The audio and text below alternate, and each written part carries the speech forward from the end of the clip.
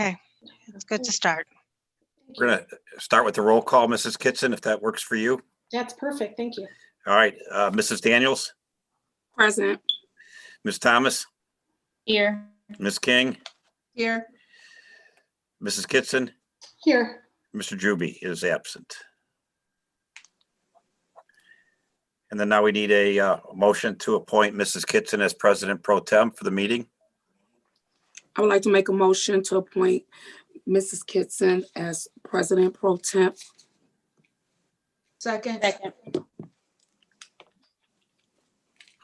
Mrs. Daniels, Yes. Ms. Thomas, Yes. Ms. King, Yes. Mrs. Kitson. Yes. Okay, And we will start the meeting today. We will start with executive session. And it is recommended that the board enter executive session at 5:31 to discuss personnel matters. I'll need a motion and a second for that. So moved. Second. Okay, so that was moved by Ms. Daniels and seconded by Ms. King. yes. All right. Roll call, please. Mrs. Daniels, Yes. Ms. King, Yes. Ms. Thomas, Yes. Mrs. Kitson. Yes. Okay, we'll start executive session now.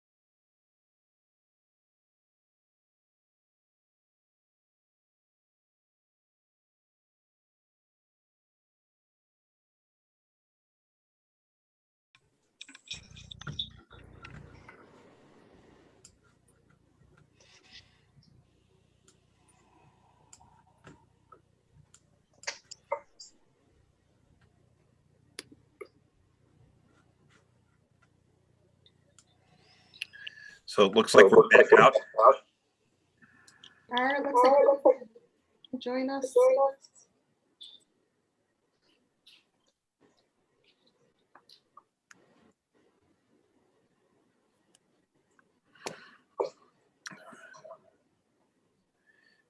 So I put us out of executive session at 5:56. All right. So we are out of executive session, and we will be starting the regular board meeting at 6 p.m. Here's Michelle. Okay. So we'll be I was a back- little delayed. No problem. We'll be starting in 4 minutes.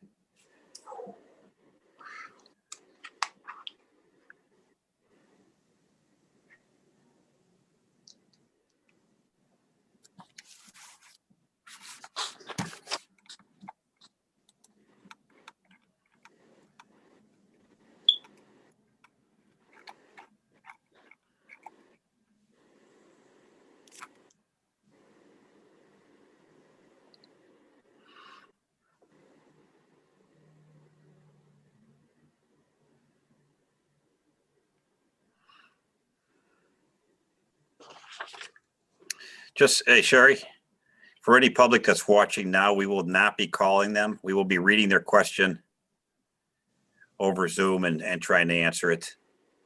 So just for the public that's out there, we will read your question and answer as appropriate. Yes. Oh, correct. This was the calling, Right? right? Sorry about that. That's okay.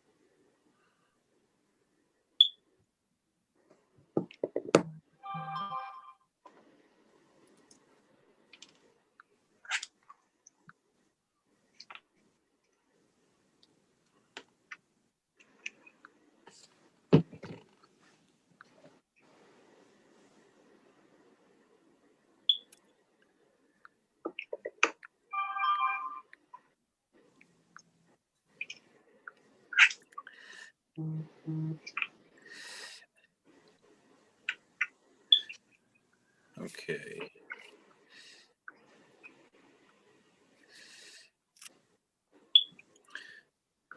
About ready All to right. start. Yeah, Mrs. Kitson, real quick, for public participation, once again, Sherry has put up for my email address and her email address.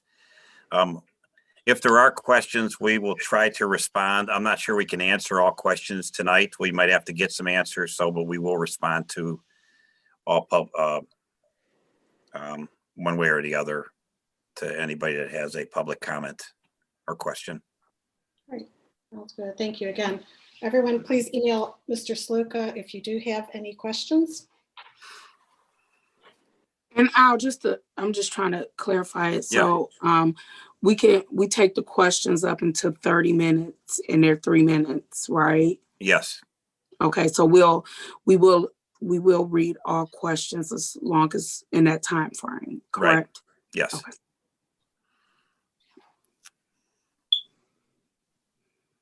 And we will have remarks with agenda items and non-agenda items as usual. Exactly right. So if someone does email it, they need to identify whether it's on the agenda item they want to talk about or a non-agenda, just so we can keep it in the right order. All right. That's good. Okay. So it is 6 p.m. and I'd like to call the to call to order our November 16th board meeting. We did have executive session earlier. We're out of that now. And I would like to have everyone stand for the Pledge of Allegiance. Can we adopt the Can we agenda do real the roll quick? call again? Do you want to do roll No, call? No, I just need to adopt the agenda. If we could have a motion to adopt the agenda. All right. Make a We will- motion to adopt the agenda. Thank you. In a second. All right, Ms. King, I saw her mouth that she's muted too, so there we go. Cool. All right. Okay, any questions? Roll call, please. Mrs. Daniels, Yes. Ms. King, Yes. Ms. Thomas, Yes. Mrs. Kitson. Yes. Okay. And so that has passed 4-0. Now, if we could stop for a moment of silent reflection. I know this is kind of a trying time for our district, for our country, for families. If we can have a moment of silence. And also, we will then follow that by the Pledge of Allegiance.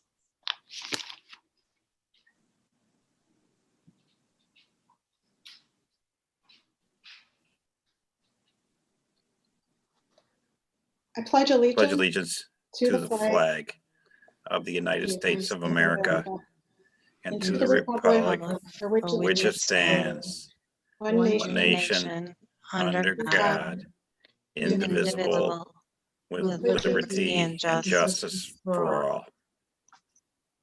Okay, thank you. We have reading and approval of minutes. They were actually 4 meetings, October 5th, October 12th. I'm sorry, 5 meetings, October 21st, October 30th, and October 31st. Could I have a motion? I would like to make a motion to approve the minutes. In a second, please. Second. So that was motioned by Ms. Daniels and seconded by Ms. Thomas. Yes. Any discussion? Roll call, please. Mrs. Daniels, Yes. Ms. Thomas, Yes. Ms. King, Yes. Mrs. Kitson. Yes.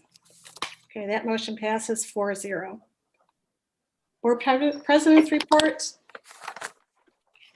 I would like to thank everyone for joining us at our November board meeting. This should be a time, and it can be a time where we give thanks to our families, to our community, to our schools. And especially this year, I'd like to thank everyone that's involved in the Garfield Heights City Schools, the staff, the families, the students, the support staff, my fellow board members. This truly is a trying time. We'll get through it, but it's different. And I don't think, hopefully we'll never have to live through anything like this again in our lifetime. As I said, I'm thankful for everyone I work with on the board. And I'm also thankful that Representative Stephanie House can join us tonight. She's always been a supporter of the Garfield Heights schools and public education, especially in Cuyahoga County. So please, everyone, stay safe, stay healthy, wear your mask, wash your hands and use your hand sanitizer, and we will get through this together. Do we have any committee reports? I do I have a do. report. All right. Who would like to go first? Go ahead, Millette.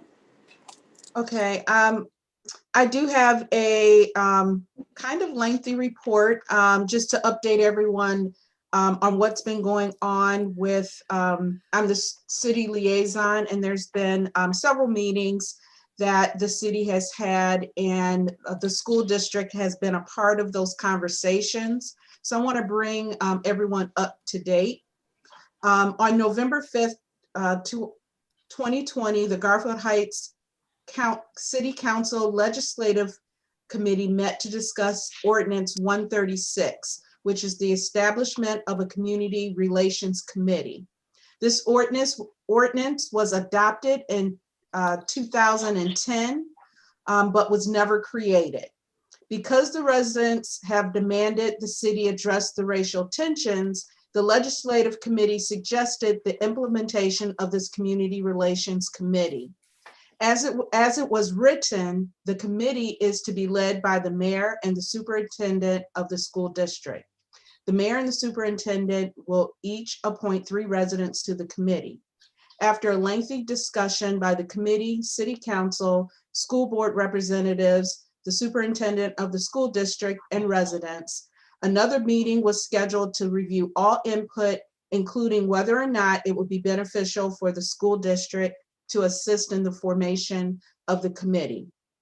Councilwoman Shayla L. Davis also introduced legislation to declare racism as a public health crisis in the city of Garfield Heights.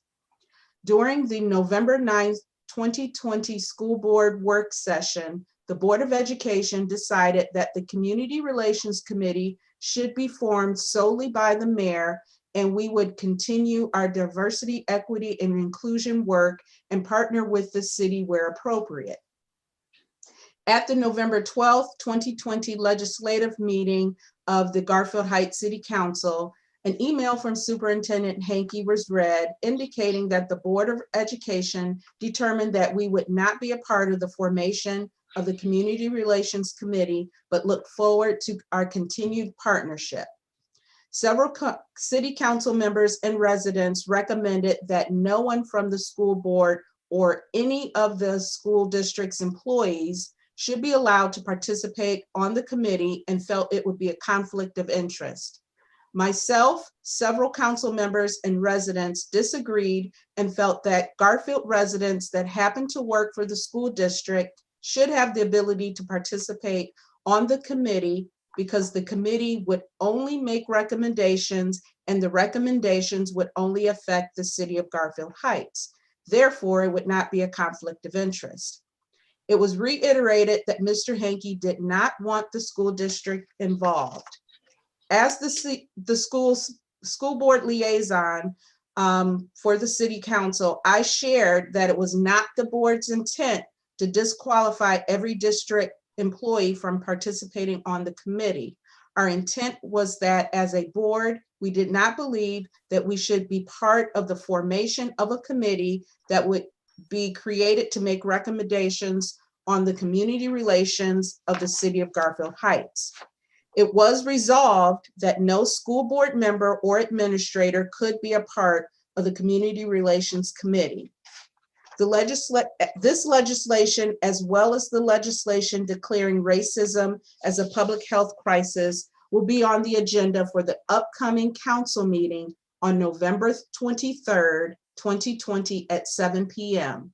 Please call in at 1-978-990-5000 and the code is 347932. Thank you. That's the end of my report. Thank you, Ms. King. Ms. Thomas, did you have a report? Yes, student activities report. So all of our winter sports teams have begun to practice. Our coaches are conducting daily temperature checks and completing a COVID symptom checklist prior to all practices. Our coaches have sent athletes home who have failed the symptom checklist or have had a high temperature.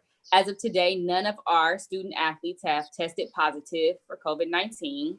And this is not the same for many high schools in our area. Our last girls scrimmage and our first girls basketball game have both been postponed due to other teams having ill athletes.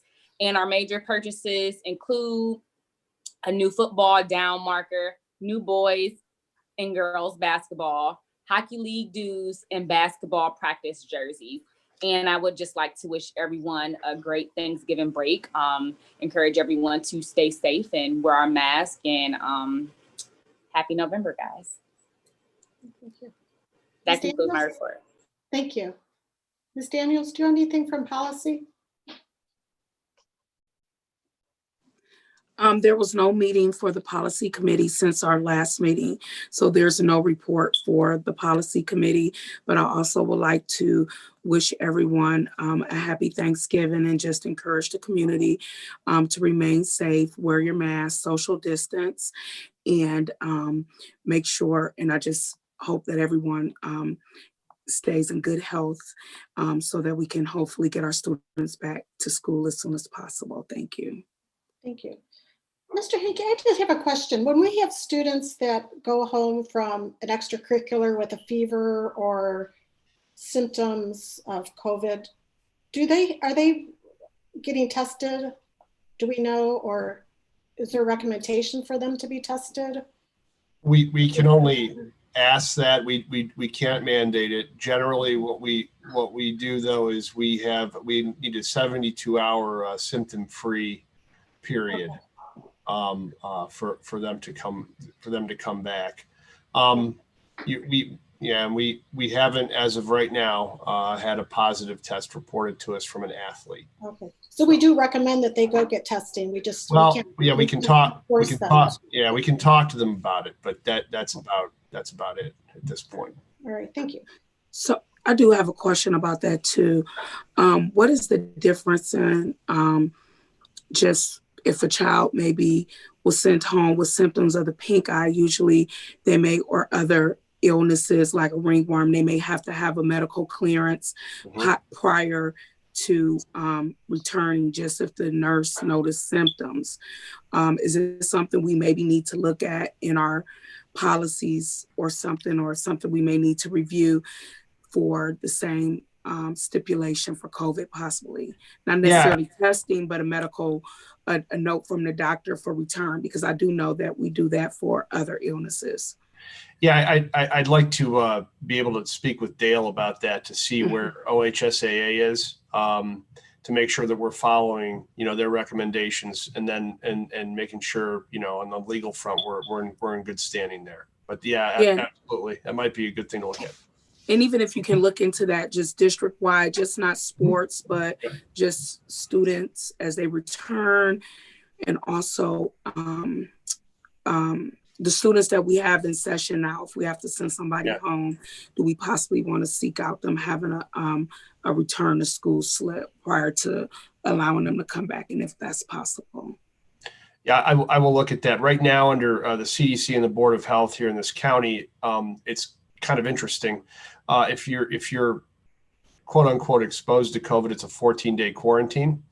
If you're diagnosed with COVID, it's a 10-day quarantine. So that's the recommendation right now. But absolutely. Yeah, I'll take a look at that, Mrs. Daniels. Absolutely. Appreciate that. Thank you. And I do have a report from CVCC. As we talked, I think it was 2 meetings ago, I let everyone know that we do have partnership dollars, and the partnership dollars are given to us by CVCC, and they're to be utilized each year for career tech type of education that we can use in our home districts.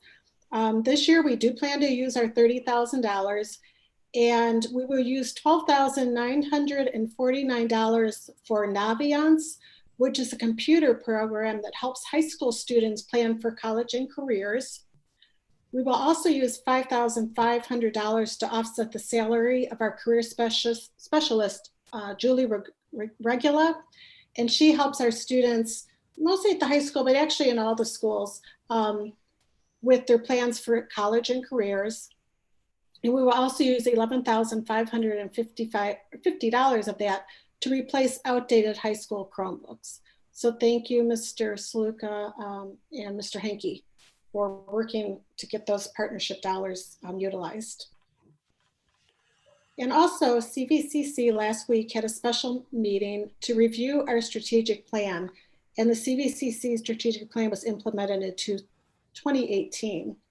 Our mission statement for CVCC is to prepare our youth and adults, because we do have high school and adult education. We want to prepare the youth and adults to enter, compete, advance, and lead in an ever-changing world of work, college, and careers. We did have 3 goals that were implemented: to enhance career technical opportunities, to create clear career technical program pathways, and to communicate effectively and clearly. And we do have 3 years worth of data. We have noticed an increase of career technical certification opportunities for our students, increased participation in our career technical student organizations, and also increased student retention rates. Last fall, as far as some certifications, there was a bit of a decline just because COVID hit us and some of our programs could not get the certifications they needed. But we have worked through the summer to try to get those. And we are still allowing students to come back to get some of those certifications. This year, the focus will be on communication and marketing of CVCC, adult and high school programs. And CVCC is looking for unique and innovative opportunities to promote their programs. Since we won't be able to have our 9th to 10th graders visit CVCC this year due to COVID, we're looking at other ways to market the programs. That is the end of my report. And now I will, let's see. Hey, Christine, quick question. Mhm. What was the price of the Noviance program? Hold on, let me pull that paper up. Sorry. Yeah, oh, no problem. $12,949. Thanks. All right. Oh, you're welcome. Okay. And I believe that's the end of our committee reports. And we do have presentations. I will send this over to Mr. Sluka for our 5-year forecast.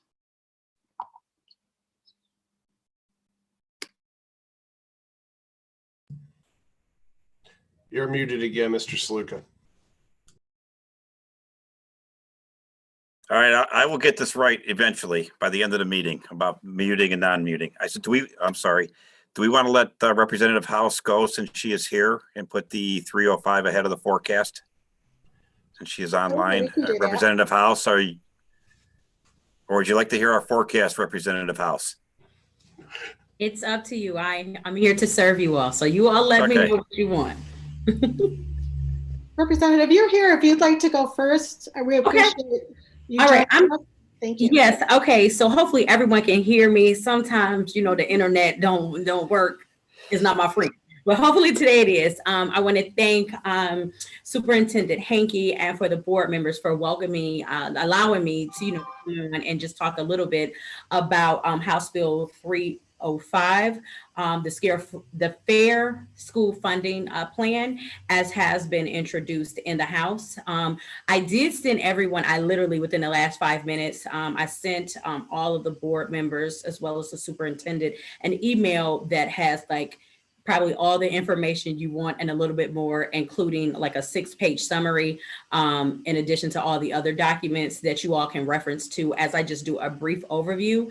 And I know many of you are familiar with this, but I just really wanted to give a brief overview for those who are tuning in to the school board meeting who are not familiar with House Bill 305, and then hopefully try to answer some questions that you might have, or if I cannot answer, and I will be more than happy to get the answer for you and then present it back to you, just send in an email or something like that if it's okay. If it's okay, I'm going to do a screen share right now to kind of go through these quick slides. Is that okay? Yeah? Okay, great. Let me go. Here it is. Okay, let me go. Wait a minute from the beginning. Okay. All right. So basically, like, we all know what has happened with school funding, it being unconstitutional. And so one of the goals, and I would say, just the goal of the Fair School Funding Plan is to put forth a formula that would really be more reflective of what it actually takes to educate a child here in Ohio based on residents' income and property values, and having some balance to that. And so that's what the Fair School Funding Plan is seeking to do. There are 3 main, I would say, buckets, or as they identify 3 essential steps. It's the base cost, state and local funding, and then the categorical aid that I'll go through as we move forward. As I talked about, they want to know, what does it actually cost to educate a child and operate in every district, making sure really that we are really investing in our children to the best to our extent, regardless of what a child or a community may or may not have in terms of economics. The other thing is, making sure that there is some stability and that the state is not really putting it out there where there is some favorability from one district over the other, and making sure that the resources that we are investing in education go directly to the places where our young people are being educated. This is kind of the base breakdown, which is kind of like that bucket number one. As a part of this process, there were several committees that were broken, that were sectioned off, made up of varying educators from all walks of life throughout Ohio. And this is kind of where they thought that the base cost breakdown should be. As you can see, you know, the different buckets here on the list. I won't go through it, but like I said, this is what the group came up with. And going through,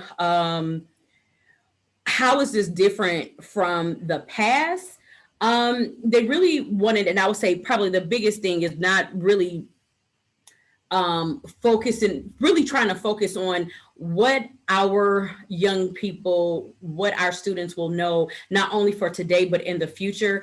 Many times that has not necessarily been the case when it looking at our funding formula, looking at, you know, the social and emotional needs, career readiness, you know, professional development for our educators. And so these are some of the things that are trying to be attempted to be laid out in the Fair School funding formula.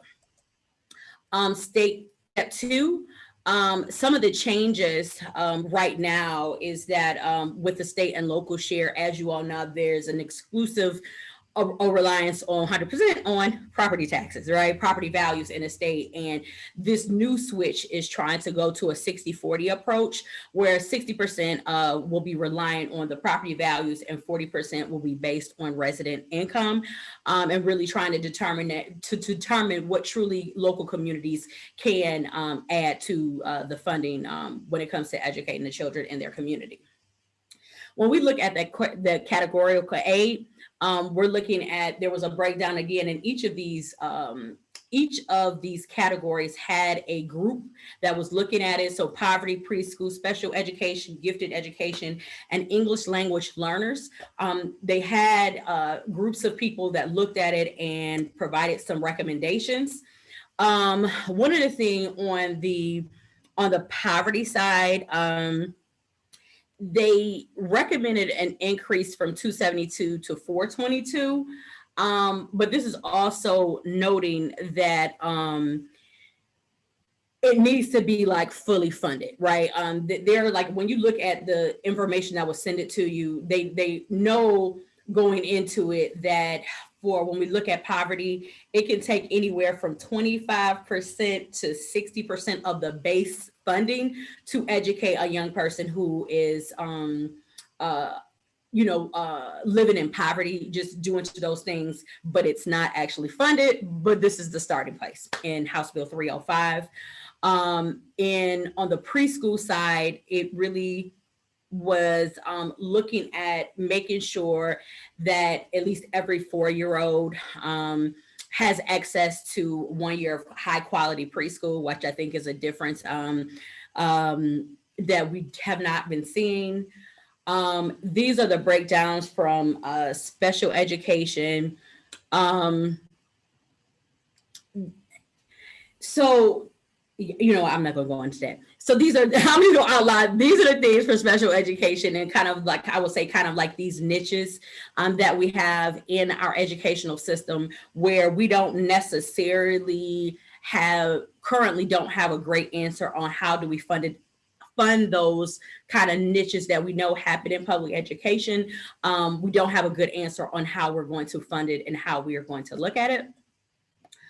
There's also some thought around transportation, and I'm not sure if you all in particular, if Garfield Heights have had any input in this, but they are looking to include an additional $45 million for bus purchases for school districts. And then doing some eligibility on who's able to who's able to ride public or have access to public the school bus transportation. And so those were some things that went into place of this funding formula. I know you all were talking about your CTE, your career technical education. There are some base fundings that will be looking from the career technical education component, our educational services center, and STEM schools, which Garfield doesn't have a STEM school, but just something to know that there is something in there for that. When we talk about our kind of charter community schools and vouchers, one of the things that I know a lot of people have been talking about is having a separate funding source for them and not coming out of, I would say, the budgets of our traditional public schools. And so what the Fair School Funding plan does is actually do a direct, I would say, allocation from the state, and they will not necessarily be the pass-through that is currently happening through school districts. That is what is currently being proposed. And so this is what we have in front of us. On this sheet right here, these were a lot of the school districts that are in Cuyahoga County. I did my best to try to do my little highlighting. It's in the light blue of the changes that you will see from Garfield Heights as it is proposed right now. With this new, I would say, aid, if we pass it as it stands now, Garfield Heights would stand to get, I would say, an additional $13 million from what they currently have. And like I said, you can look at the numbers. You have the extensive list of how they got to this. It's in the email that I sent you, but I wanted to cover that so people can see, do you think, Garfield Heights, or you can evaluate, will you benefit from it or not? Because I know school districts all across the state are doing that. Where we are in this process, last week we were beginning again to talk about how those who are working on this plan have come to, the thought process and why they feel this is a good direction and where we should go. We will still be hearing testimony. I serve on finance, where we are hearing like the different testimony about the Fair School Funding Plan, and we will be hearing more testimony this week. And then we are gonna, you'll have and it's a process because there is the House version and then the Senate also has a version. And I just want to make a note that in the summary document that I sent to you all, you'll see the differences in each of the bills. So I am talking from the House perspective. So I just want to make that clear. And hopefully if people are feeling this and they think this is the right direction, the bills will come on the floor probably the second week of December if this is the direction the legislature would like to go. If not, we will probably have to start this process all over again in the 134th General Assembly beginning next year. So that's kind of my summary of this. I don't know if you all have any questions right now that you would like to. I'm gonna stop my school share, but screen share, and then we can go from there. Thank you, Ms. Representative House. It was a very thorough and concise overview of the bill. I wondered, this does have bipartisan support, and I wondered how you feel. Sometimes I know, being a representative from the North, you might not, there's a difference of opinion and a difference of from some of our colleagues at in Southern Ohio and Central Ohio. And I just wondered how you feel about this piece of legislation. So, of course, somebody would ask me this. Okay, so I mean, in just full disclosure, while I understand people, they think we need to make incremental change, like this has been a 20 plus year nothingness that has come from the Ohio General Assembly. And I just really feel like if we are going to do something, not do something, you need to do it right. We really need to be very direct on how much is this going to actually cost. One of the fundamental things that I have yet to hear an answer to is how much does it actually cost to educate a child in Ohio, in our different districts. And most people have been presenting stuff based on the availability of resources as it stands. And that shouldn't be the goal. Like that shouldn't be our North Star. I feel like, no, tell us how much does it cost to educate a child. And then we should be building like funding around what it actually takes, and I think, and I'm not knocking everyone who has put in a lot of time, work, and effort into this. And I know a lot of districts are in support because you're going to, a majority of districts are going to get more money. My question is, will it be enough? Will it be enough to change the trajectory of our young people? Because what we know, for those who are educated and steeped in this, I always say one bad year, and everyone knows one bad year for a child in their educational experience is really damaging. Think about, as we are laying out in the Fair School funding formula, it's going to be a process of about 6 years. What happens to young people over the course of 6 years, where you might be getting some more money in your district, but it's not enough that'll truly meet their academic needs? They're going to be lost, and we're going to go into losing another generation of young people in Ohio, because we, as educators, as really, politicians, elected officials, have not just taken the Band-Aid off. How much is this going to cost, and done the hard work to truly invest? And so that's me personally. What I know, my responsibility is to be your voice. You see what I'm saying? So really based on, what those in Garfield Heights think, those in Cleveland Metropolitan School District think, I am your representative. And so what you all think, that's what I will do. But me personally, Stephanie, that is what I'm seeing. And if anybody is paying attention to me in committee, I ask these really, which I think are basic questions, and because that's where I am. Well, sometimes you wonder where they come up with the numbers. I mean, where do they come up with the numbers for how much it truly does cost to fund an education?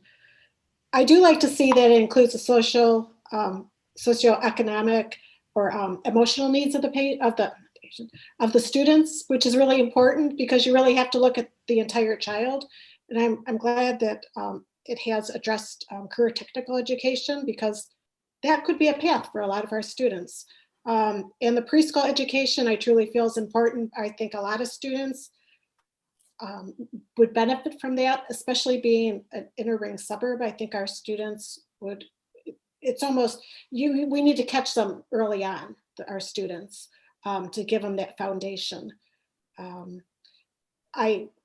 I've seen a lot of funding bills come and go since I've been on the school board, and most of them go. But we really do need to stand up and come up with a solution to address this funding, because it hasn't been addressed by our state. So thank you for your efforts. And I don't know if any board members have some questions or thoughts on House Bill 305.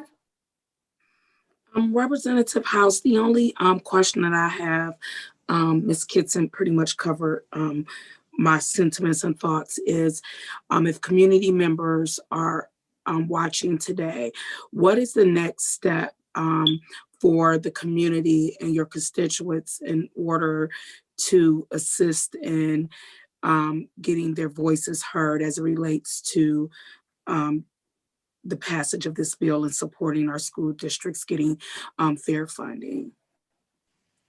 So for people that are interested, that have a thought I wanted to share their opinion. I need to, you know what, this is the easiest way to do it. The easiest way, if you would like to give testimony, you can do written testimony.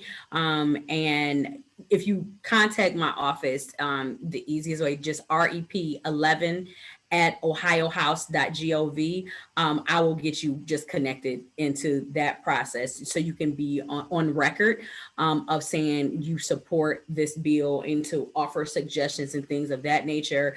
Again, we have finance this week, actually tomorrow, and usually it's a 24-hour period. And I also think a part of how they're doing these bills, they have invited testimony going on, but within that, if people really want to be on the record, I can make sure that your testimony is submitted along with others.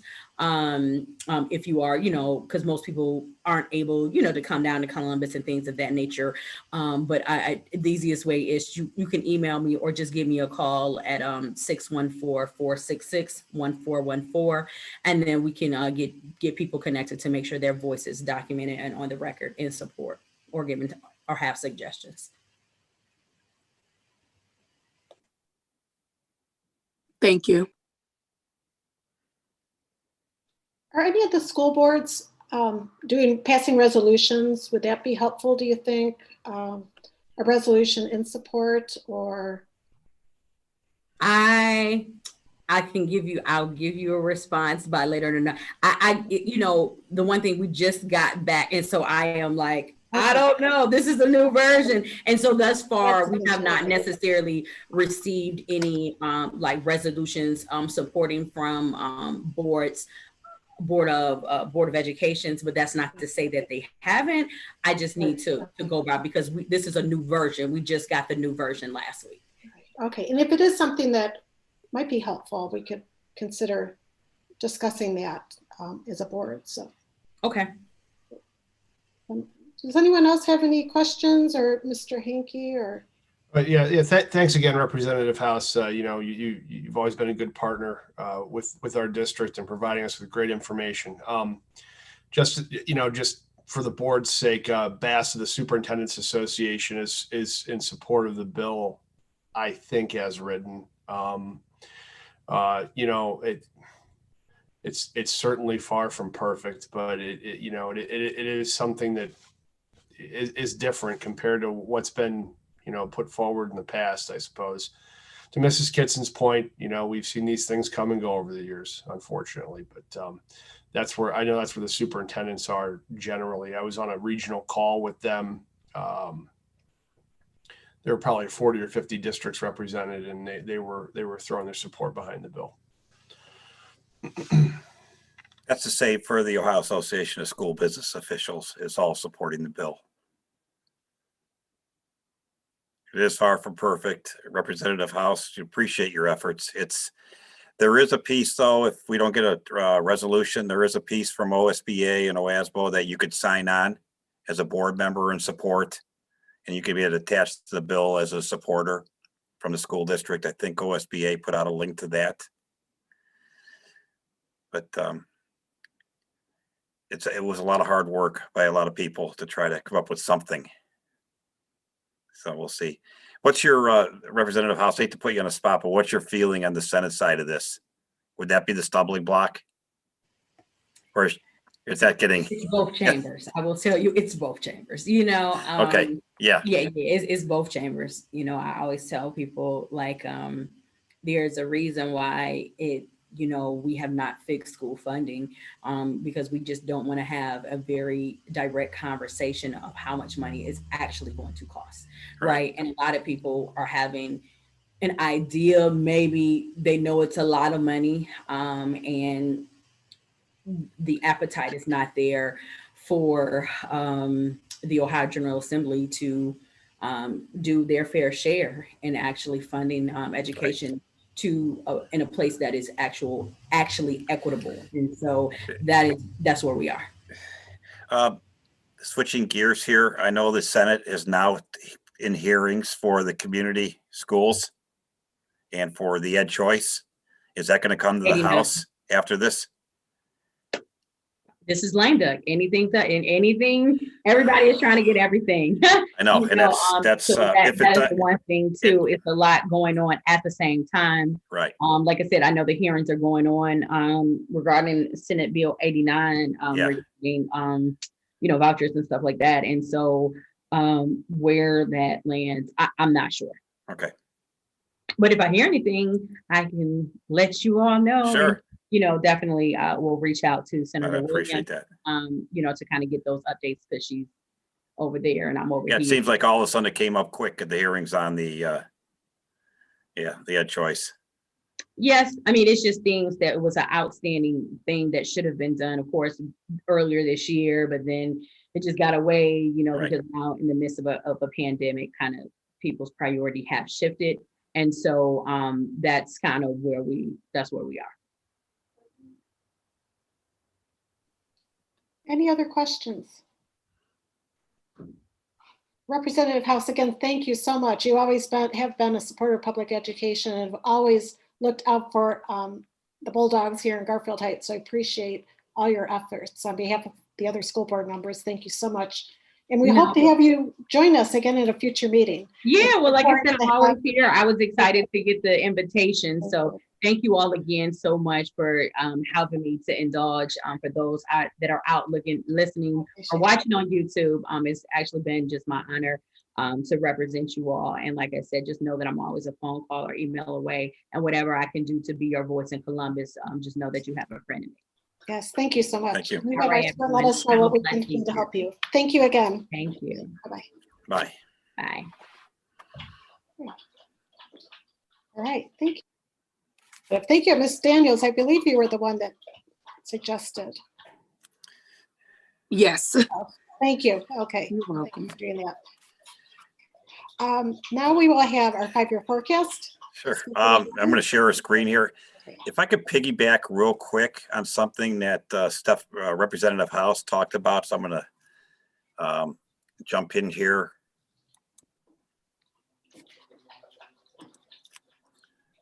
I want to show the board. I mean, I kind of like, she had the a lot of the components here. This has a little bit more analysis to it. In the past, I think the biggest key to state and local share is our wealth was based on property valuation and not income. And and then the enrollment type of thing. But I wanted to go down to her, category, to point out our capacity. That's why we're getting an increase. Our capacity per pupil is way low. You can see here, but this is the biggest key to the funding formula that she put in here currently. Garfield Heights, under the current funding formula, is considered a capped district. So we're capped at how much state funding we get.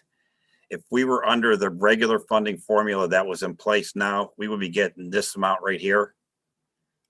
We would get almost $7.664 million more dollars if they were funding to their formula.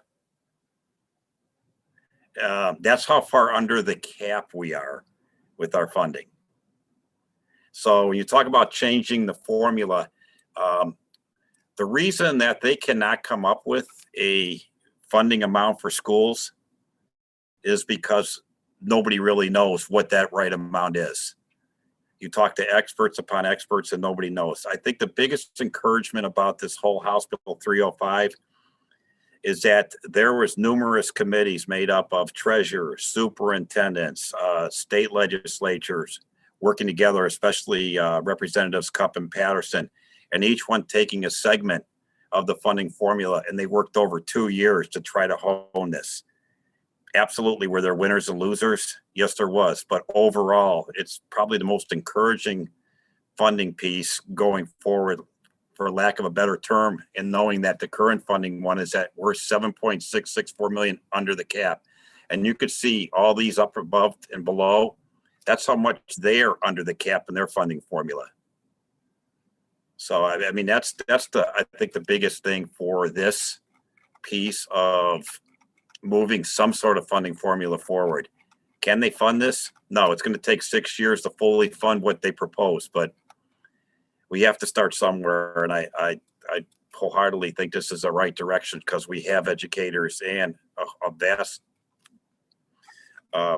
plethora of people around the state that worked really hard to try to come up with something that's equitable based on classroom teachers, based on wealth, based on enrollment numbers, based on what target assistance and capacity aid, based on special needs, and based on economic conditions and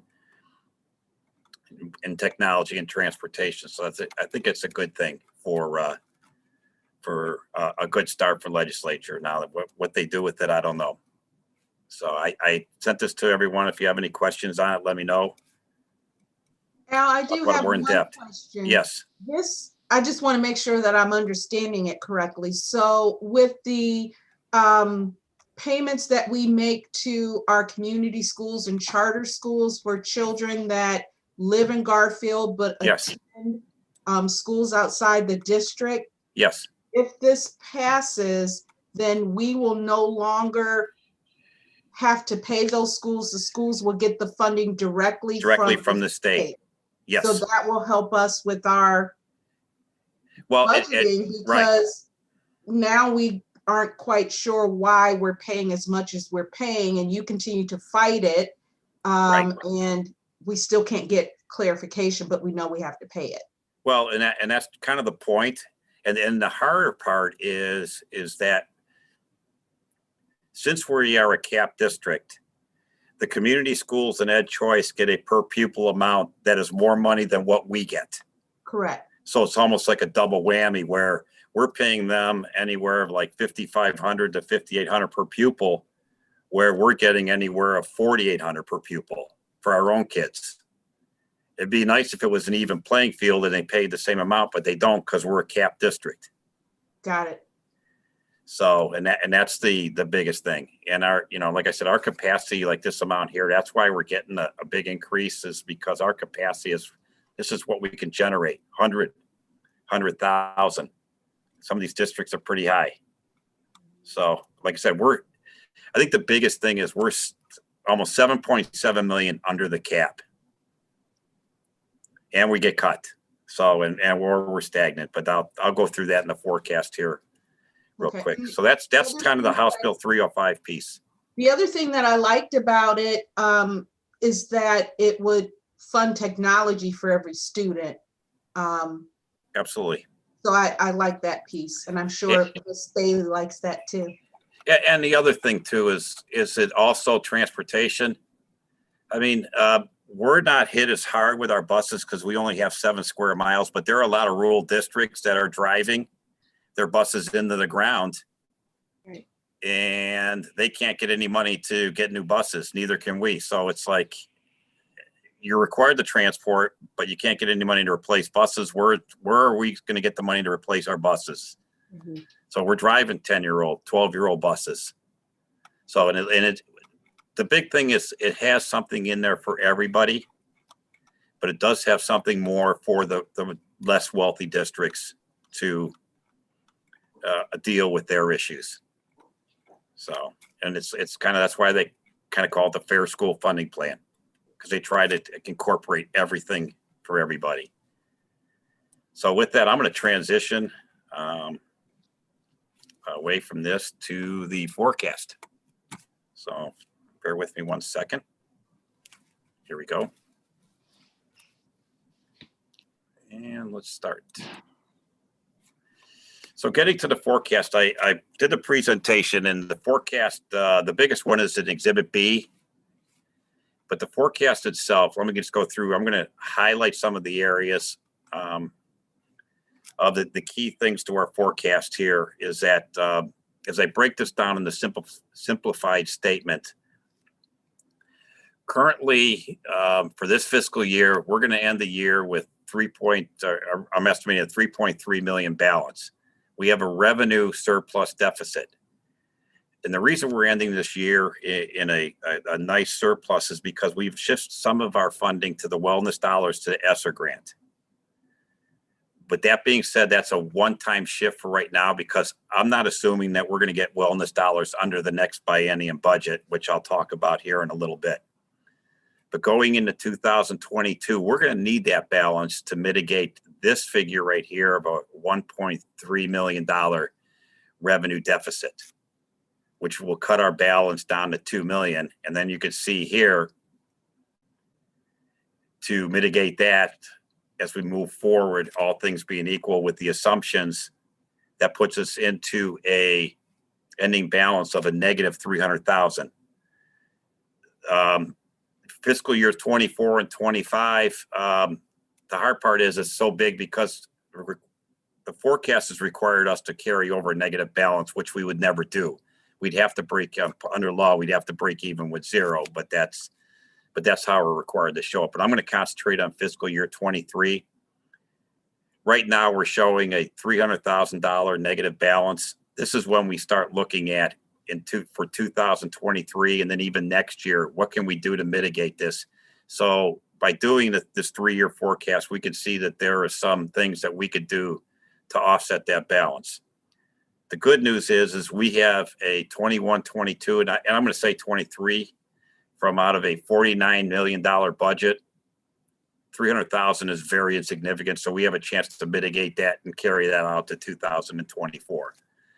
So right now, we just need to concentrate on 23. My always key here is a revenue surplus deficit. If we're spending more than we're taking in, that's a sign that we need to start looking at what we're doing here. Like I said, the big jump here is because we're bringing back salaries from wellness and ESSER. Now, if wellness continues, I'm not sure what the governor's going to do because we have the state biennium budget coming up. Right now, I show our main sources of funding, our real estate, state funding. Here is our unrestricted grants and aid, and our property tax allocation, which is also state funding. So we're heavily reliant on the state funding and the wealth of the state and how the state's economic impact is. So we watch very closely the 2-year budget, which we'll be starting to look at here, as Representative House said, coming this spring, of what we're going to do, what the state's going to do with their budget and how it's going to affect our funding for the schools. So, and then we move on to the expenditure side, and we can see here that our biggest thing is salaries, benefits, and purchase services. I want to say here, the key thing is our salaries and benefits is below 80%. And that's where we want to be. That has to provide flexibility. We see a large purchase service amount, as you said, Ms. King, because we have a large chunk of our money going to community schools, out of district tuition, and ed choice schools. And I'll go to that a little bit later in our assumptions. But that is why we have a big purchase service amount, because a lot of our money is committed to community schools and ed choice and out of district tuition for our special needs students. Idealistically, you'd like to have this lower, and you have flexibility there to amend programming if you can. The hard part with these three is you can't. These are all pretty much set in stone based on negotiated agreements, and special needs students and community schools are locked in. Here's a telling sign: the revenue compared to expenditures. Revenue is the blue line. Always would like to have it above the expenditure line. So you can see here, we're breaking even. Once in 2022, this sign right here. Well, sorry, I want to go back. See if I can go back here. Once we start breaking that line, that's the sign to say that you got to start looking at your expenditures or increasing your revenues, because you don't want this to widen the gap, because what it ends up doing, it starts cutting into your available balance. And you can see here in 2022 and revenue surplus shortfall, once you start cutting into this is a sign that you need to start looking at the direction of levies, cutting cost, additional revenues, how we're going to mitigate this surplus shortfall. Usually you mitigate it in schools with an available balance, but that balance only lasts so long. This is the 5-year forecast report that I have on for Exhibit B. The forecast goes into a lot more detail. I'll have that up on the website for people, but if you get a chance, each area of the forecast has an assumption to it and a lot more detail to explain how I came up with the numbers. And I usually, we use historic trends, current factors, multiple variables. It's what we think at the time and moving forward. Key revenue assumptions. Our revenue has increased 2.2% annually over the past 5 years. However, it's only projected to increase 0.78% through 2025. The reason being is that we've been collecting a lot of delinquency taxes, and we've been doing well with our state revenues. However, with the state, the cut the way it is, and the governor not really making it up this year, he hasn't said anything about making it up. I'm not real sure where state revenues are going. I have one in here. I have a 1.5% increase, and we'll get there. But this is some of the things that we look at. We look at the class run rate, tax rate. We look at the property tax valuations, where they're going from reval. We think there's going to be a reval, but a revaluation and increased property taxes doesn't necessarily turn into more revenue for us because of House Bill 920 and lack of inflation. The biggest thing is on the state side, increases in state revenue to keep things going. We have been seeing increases in the commercial other with the reappraisal too. Once again, that's House Bill 920, and you can only get so much of an increase based on the 920 inflation rate. But the big thing is we've been so down. Showing reval increases is a direction for the community to show that housing market is going up, commercial market is going up. That is a good sign for the community, a good sign for the school district to see those valuations increase as we move forward and trying to get more property tax revenue. As for the state, I'm using a 1.5% increase with categorical state funding based on what we're seeing now today versus what we saw last spring versus what we're hearing. They have to make up the losses. I don't think the state could go in any directions, regardless of House Bill 305. The encouraging news for us in the state is that I think their economy was starting to come back, and their income tax was starting to come back for the state. And I don't think it's as bad as we're thinking. The governor has not come out and talked about additional cuts. So we're going to see where the state legislature comes with funding for the next few years. 1.5% is pretty low, but it's better than the negative that I was projecting back in the spring. So we're seeing a trend of increases in state funding. Are they minimal? Absolutely, they are. It's just that I don't know where they're going. And then the wellness funding is not included here. I'm not sure if the governor is going to continue with wellness funding. All indications are that he is, but I think it comes down again to the state coffers and what the legislature is going to approve for school funding.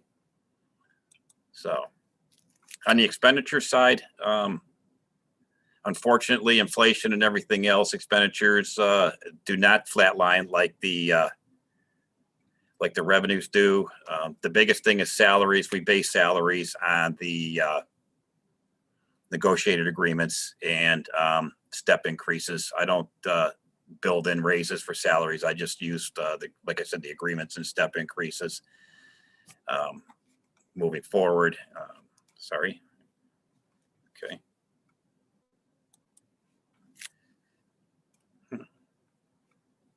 All right, jump back to, there we go. So the salaries represent 53%. An annual rate over is roughly about 2% in salaries over the course of the forecast, which has been consistent with the previous years. Healthcare makes up the portion of the fringe benefits. And the biggest thing is that this year we saw a no increase in our premiums, which is a good thing. And then I have a 8% increase in premiums moving forward. That's pretty much been the average for our Suburban Health Consortium, is an 8% increase in premiums. This year was a good year for us and the consortium of no increase. So that really helps up the bottom line too. Although unemployment has kicked in, we're looking like it's going to cost us $50,000 this year in unemployment. I back that down the following years because I'm hoping that the economy gets back and people are now back to work and working. So, we'll see what happens. And if the governor doesn't shut down the state again or shut us down, I don't see those unemployment costs going up. I see those going down for the next year. Here's the big one: out of district tuition, 68% of the purchase services, community schools, ed choice, private tuition, excess cost, and post-secondary. The district saw these costs increase 9.4% in 2020. Now, you're going to say, well, I'm only forecasting a 1% increase, and it falls in line with the state budget cuts. If the state's going to hold the line with us, they're going to have to hold the line with the funding to the community schools and ed choice. So that's why I only see a 1% increase here for this year. However, I'm looking at the following years as 2.5% an inflationary increase, just because I'm not sure how far that's going to go with the funding and how many more students are going to be going to ed choice, depending on what the legislature does with the ed choice rules and regulations. Utility cost, we saw a decrease due in part for our closure. We also have taken measures to be energy efficient with our lighting project, and I think that that's going to help save us money moving forward. And lastly, the OTPT contractual services, we're just looking at a slight decrease in substitute costs. I'm not sure where that's going to go. We're having a hard time finding substitutes with online learning, as with every other district. Do I think our substitute costs will be a little bit higher this year than last year? Absolutely, since we shut down in March, but not significant enough to where it's going to be a big increase. But however, moving forward, when we fully open schools, again, I have that jumping way up in 2023. So with that, and the overall outlook, like I said, the revenue shortfalls we talked about, the governor wellness funding, 1.3 million. I'm not sure whether that's going to continue. The current state biennium budget was passed on June 19th, so that's covering 2 years. 2021 is the end. Not hearing anything of what the state's looking at for state funding beyond the end of this fiscal year. And as always, the notes and assumptions are key to this forecast. And that's the big thing. Like I said, I go in more detail in the forecast itself. So with that, I will take any questions.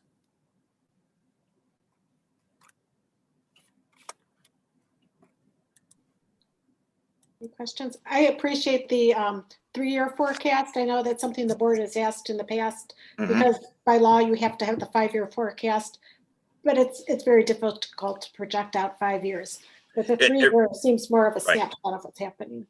And you'll see the 3-year right behind on the forecast of the 5-year. But Mrs. Kitson's absolutely right. I mean, jumping out for year 4 and 5, it's hard to do. But 3 years, and the biggest thing is it lets us at least take a look.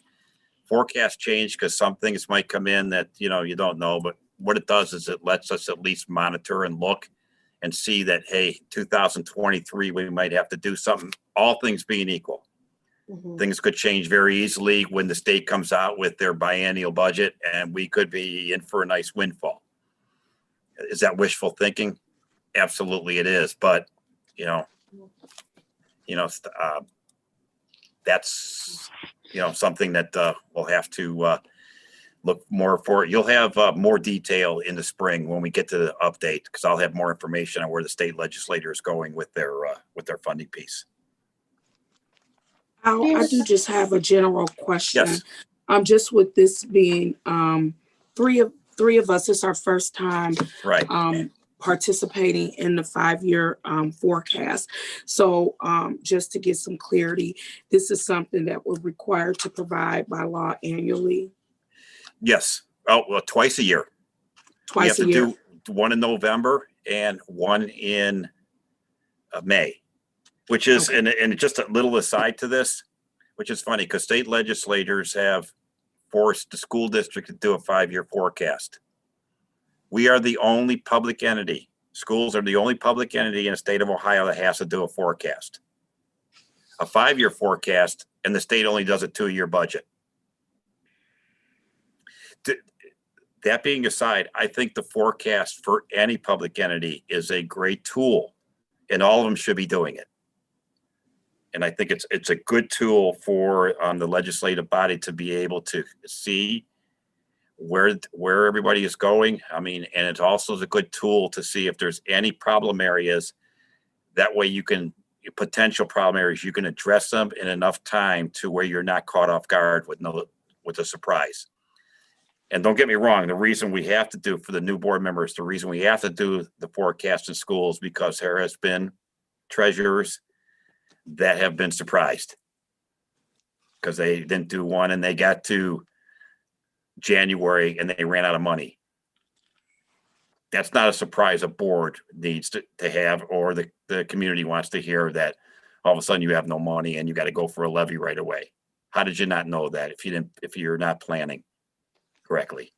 So is the forecast a great tool? Absolutely it is. But I like the 3-year better than the 5-year, because going out 5 years is a little tough, but it is a good tool. Thank you. Mhm. Any other questions? And it will be posted on the website, correct? It'll be posted tomorrow morning after the board approves it. That's good. All right. Okay, thank you. Mr. Hankey, do we have any recognitions or commendations? Not this evening, Mrs. Kitson. So now we will have your superintendent's report. Thank you, Mrs. Kitson, members of the Board of Education. As many of us now know, the Garfield Heights City Schools will continue in its remote learning environment until Monday, January 4th, thereby maintaining the current model of education through the end of the calendar year. The district arrived at this decision after serious consideration of a number of factors. First, the increase in positive COVID incidences in and around Cuyahoga County played a major factor for review. District leaders currently monitor data and trends on a daily basis, and with such a spike in cases, pragmatic thinking prevailed to keep students in their current learning model.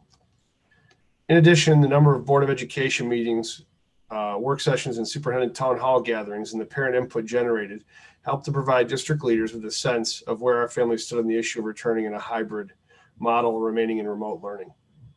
On behalf of the administrative team, I thank all of the parents who have made time to not only attend such meetings, but to meaningfully participate so your voice can be heard. Your involvement during this pandemic has been quite useful to our team of decision makers. When the time comes to return to in-person learning, the Garfield Heights City Schools will be prepared from an academic standpoint and also from a building safety and preparedness standpoint.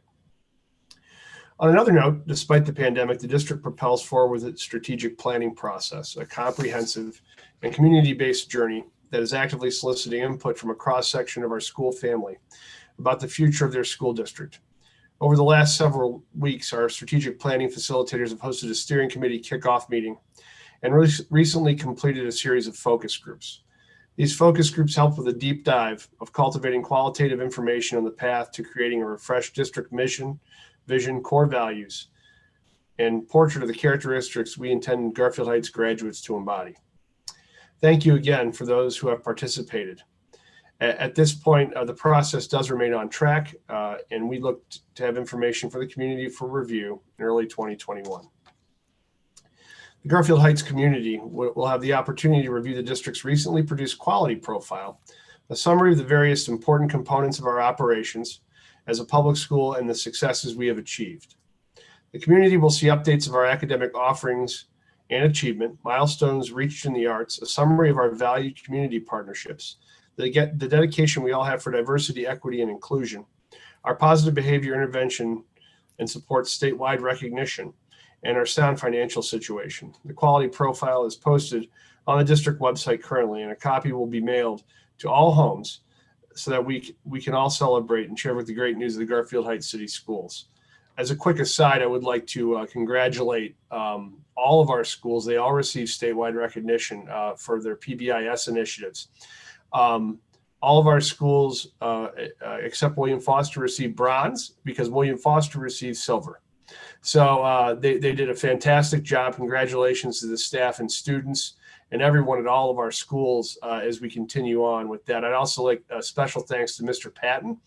He is our district level coordinator for this. He does a lot of hard work making sure that we're on track through our efforts for PBIS. So thanks, Mr. Patton. We really appreciate it.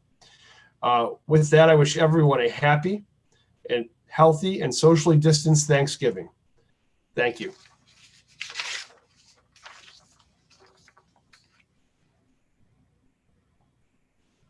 Oh, Mrs. Kitson, I think you're muted.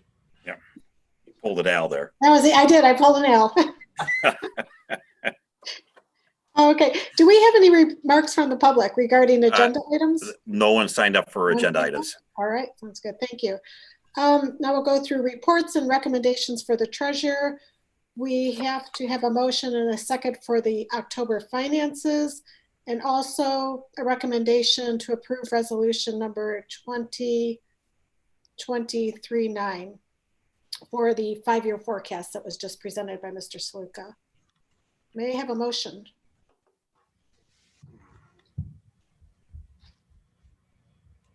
Miss. Oh, I'm gonna let you mute it. Okay. I make a recommendation to approve the board financials for October 2020, and that is presented in Exhibit A. And I also recommend the approval of the resolution 2020-39, a resolution approving the 5-year forecast as presented in Exhibit B.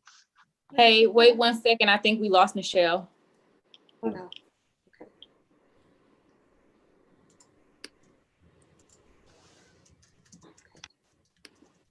Let's see if we can bring her back in.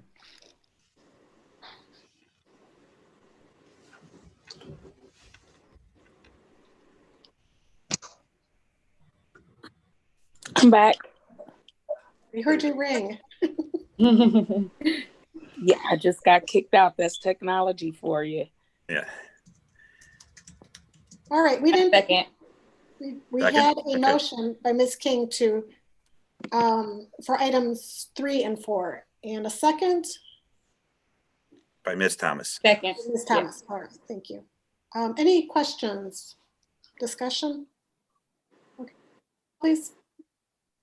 Yeah, Ms. King, Yes. Ms. Thomas, Yes. Mrs. Daniels, Yes. Mrs. Kitson. Yes, and that passes 4-0. We have no recommendations on the agenda from the Board of Education. We do have recommendations to the board, some personnel issues, a resolution for a certified employee, the employee leaves, and a resignation of an employee. We also have transfers, or one classified transfer position, and some approval for some classified positions. And we have athletic supplements on for the, looks like the winter season. 5 extra days for our school psychologist, and some professional development for our, out of our funds. May I have a motion for those agenda items? I make a motion to approve agenda items number 5 through 12. Okay, and There you go. So moved. all right. Second, All right, so I we mean. have- Thank you. Right, discussion or question? Okay, roll call, please. Ms. Thomas, Yes. Mrs. Daniels, Yes. Ms. King, Yes. Mrs. Kitson. And that passes 4-0. Next, we have BCI for background checks in the Garfield Heights City Schools. And we need a motion for that agenda item, So moved. and a second. Second. Right. Any discussion or questions? Roll call, please. Mrs. Daniels, Yes. Ms. King, Yes. Ms. Thomas, Yes. Mrs. Kitson. Yes, and that passes 4-0. No rentals. Some miscellaneous items. We for change order center. We have a resolution for the issue of notes from the school district, and that's for that change order to cover the costs for the transportation center. And we have resolution 2042 to approve a settlement agreement. Or I guess we need a motion and a second, and then we can or questions. So moved. Second.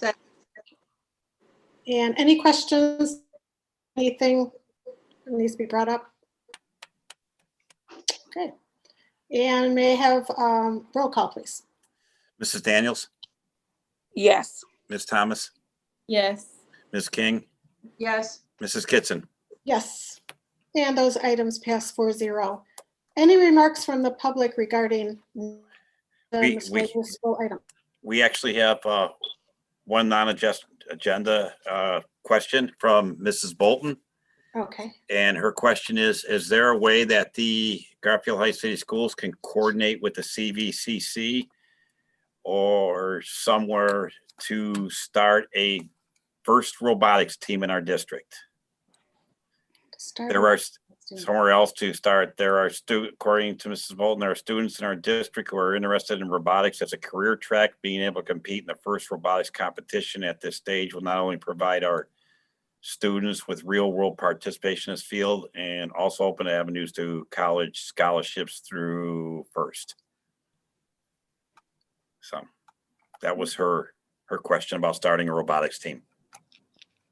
Okay. I know from CVCC standpoint, I can have discussion with CVCC and our superintendent, and I'm sure this is something with Mr. Henke can have discussion. If it's a possibility, I'm not sure. So I appreciate the question, and we'll see what we can find out. Any other remarks, questions? That's the only one who's All right, thank you. requested. All right. Our next board meeting, we will have a board workshop December 14th at 6 p.m. And our next board meeting, our regular meeting, will be December 21st at 6 p.m. Those will both be virtual. But before we adjourn, I'd like to call our board into executive session to, I guess I need a motion to call us into executive session at 7:17 to discuss the evaluation of the treasurer and superintendent. I make a motion for us to enter into executive session per item number 17. Right. And second? Second. Right. And roll call. Do we need roll call, Joe? Yes. Mr. Mrs. Sluka? Daniels. Yes. Mrs. Daniels, Yes. Ms. King, Yes. Ms. Thomas, Yes. Mrs. Kitson. Yes. And Ms. Bailey, if you could put us into executive session, and then we will come out and adjourn the meeting.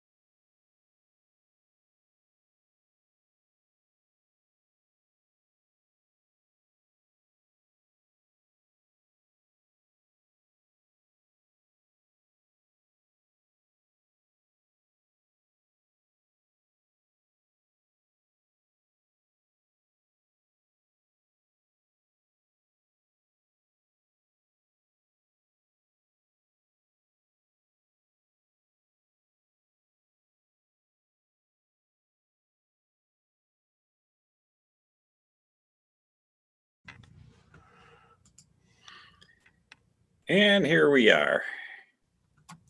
Hold on. Is it with me, Al? I'm here. Are we streaming live, Sherry? Yeah.